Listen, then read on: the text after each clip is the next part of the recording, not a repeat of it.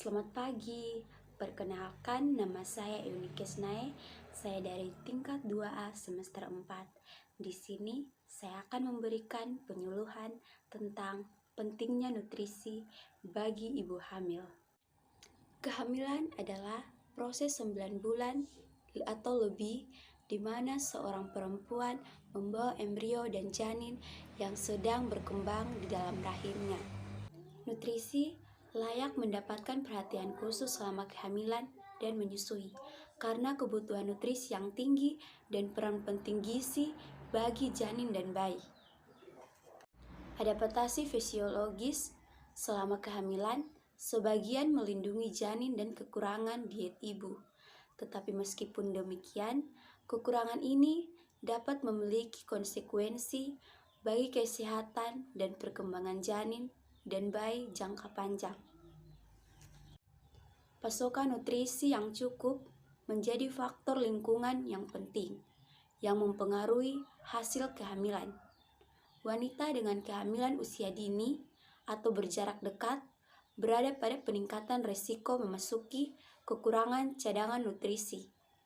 Deplesi nutrisi ibu dapat berkontribusi pada peningkatan insiden kelahiran prematur dan retardasi pertumbuhan janin, serta peningkatan risiko kematian ibu dan morbiditas.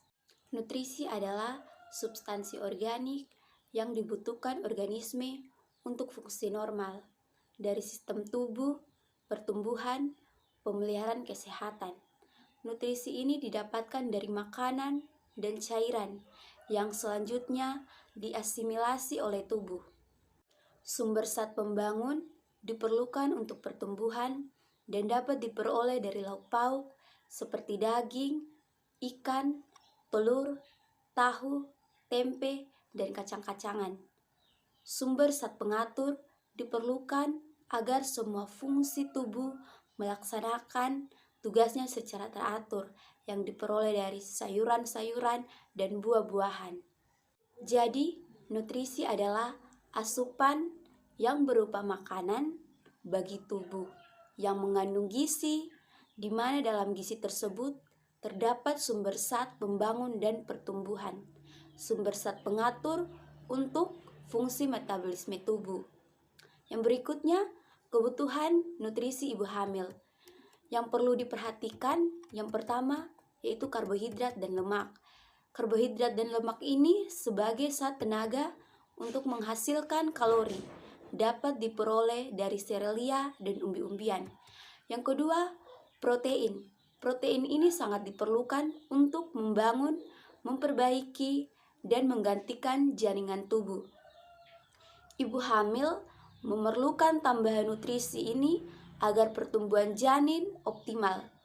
Protein Anda bisa mendapatkan pada tahu, tempe, susu, ikan, daging, dan telur.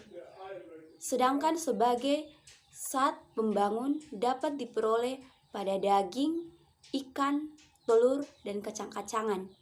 Yang ketiga, mineral. Mineral ini sebagai zat pengatur dapat diperoleh dari buah-buahan dan sayur-sayuran. Yang keempat, vitamin B kompleks. Vitamin B kompleks ini berguna untuk menjaga sistem saraf, otot, dan jantung yang berfungsi secara normal.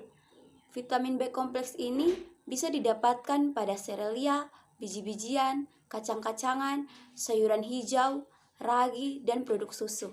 Yang kelima, vitamin D. Vitamin D ini berguna untuk pertumbuhan dan pembentukan tulang bayi.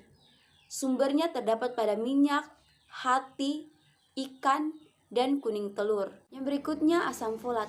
Asam folat ini berguna untuk perkembangan sistem saraf dan sel darah yang terdapat pada makanan, yaitu pada sayuran yang berwarna hijau seperti kembang kol, brokoli, dan bayam.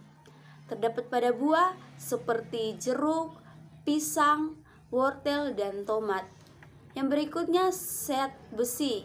Zat besi ini yang dibutuhkan ibu hamil agar terhindar dari anemia. Banyak terdapat pada sayuran hijau seperti bayam, kangkung, daun singkong, dan pepaya. Yang berikutnya, kalsium. Kalsium ini diperlukan untuk pertumbuhan tulang dan gigi janin, serta melindungi ibu hamil dari osteoporosis. Jika kebutuhan kalsium ibu tidak tercukupi, maka terjadinya kekurangan kalsium akan diambil dari tulang ibu. Sumber kalsium yang lainnya adalah sayuran hijau dan kacang-kacangan. Zat kalsium yang paling banyak diperoleh dari susu serta produk olahannya.